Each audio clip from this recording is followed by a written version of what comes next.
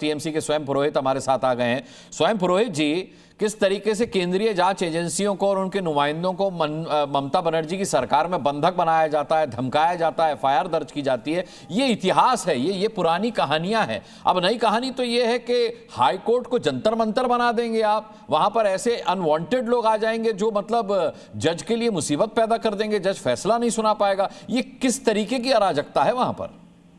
नहीं, अराजकता कौन फैला रहा है आपको ये भी देखना है। सुप्रीम कोर्ट की सुनवाई पर हमारा एकदम स्पष्ट रुख है कि तृणमूल कांग्रेस कानून के शासन में दृढ़ विश्वास रखती है और संवैधानिक संस्थानों के साथ छेड़छाड़ में हम विश्वास नहीं रखते हैं। मगर जब बात आती है कॉन्स्टिट्यूशन की और संविधान की और संवैधानिक रूप से चुनी हुई एक सरकार पश्चिम बंगाल में ममता बनर्जी ने की है, जिसको लोकतंत्र में जनता ने चुन करके स्थापित किया है और 3 बार की मुख्यमंत्री है ममता बनर्जी, और कैसी टिप्पणियां भारतीय जनता पार्टी के नेता करते हैं जब ईडी। अरे भारतीय जनता पार्टी को छोड़ दीजिए, ईडी की बात कीजिए। ईडी कुछ भी असंवैधानिक कर रही है, कुछ भी गैर कानूनी कर रही है क्या?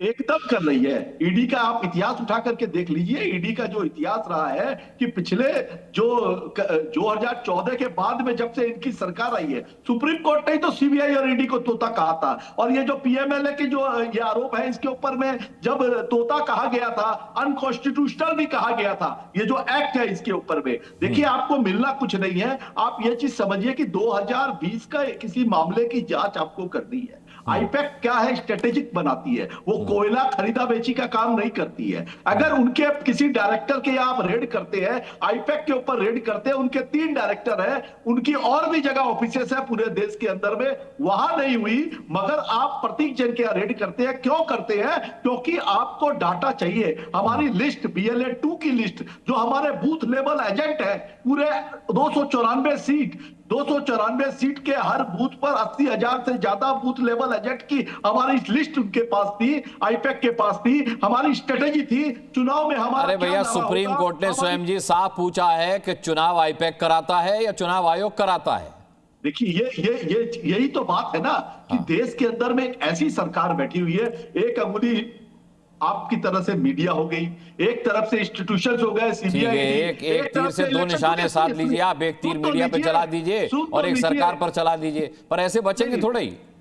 नहीं, बचे जब जनता के चुने हुए लोग हैं, अगर जनता के लिए अगर आवाज उठानी होगी तो अंतिम सांस तक ममता बनर्जी आवाज उठाएगी, अंतिम सांस तक। आप ये मत भूलिए, 34 साल के कुशासन के वामपंथी शासन को उखाड़ के फेंका है, माओवादियों को खत्म किया है। जिस वामपंथियों के साथ भारतीय जनता पार्टी ने हाथ मिलाया था राष्ट्रीय मोर्चा और वाम मोर्चा की सरकार बनाने के लिए, और आज वामपंथियों को गाली देते हैं, ये भारतीय जनता पार्टी का दोहरा चरित्र नहीं है तो क्या है? इसका तो राजनीतिकरण हो रहा है। जब चुनाव के समय आप ईडी भेजेंगे 2020 के मामले को, आप 2026 के अंदर में एक तरफ एसआईआर का दबाव बनाया जा रहा है, 78 से ज्यादा BLOs मर गए हैं, लोगों को सुनवाई की जा रही है लॉजिकल डिस्क्रिपेंसी के नाम पर। तो ये जो मुद्दा है ये राजनीतिक। ठीक है स्वयं जी, मैं आता हूं। राजकुमार भाटी भी हमारे साथ हैं, थोड़ी चाय पी लें फिर मैं उनके पास जाता हूं। निहोरा यादव जी, सवाल है कि अभी आरपी सिंह साहब हमारे साथ जुड़ नहीं पाए हैं, वो दिख तो गए थे लेकिन कोई तकनीकी खामी आ गई तो आए नहीं।